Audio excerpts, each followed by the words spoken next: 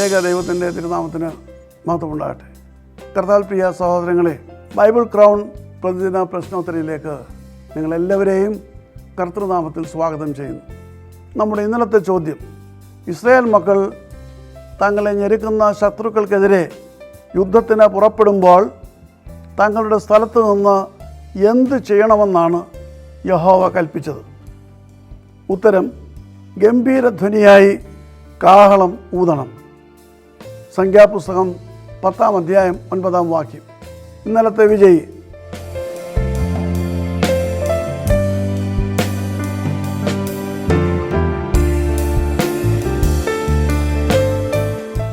ഇന്നത്തെ ചോദ്യം, യൗവനം മുതൽ മോശയുടെ ശുശ്രൂഷകനായിരുന്ന വ്യക്തി ആര്? ചോദ്യം ആവർത്തിക്കുന്നു. യൗവനം മുതൽ മോശയുടെ ശുശ്രൂഷകനായിരുന്ന വ്യക്തി ആര്? ഉത്തരങ്ങൾ അയച്ചു തരൂ. ദൈവം നമ്മെ അനുഗ്രഹിക്കട്ടെ.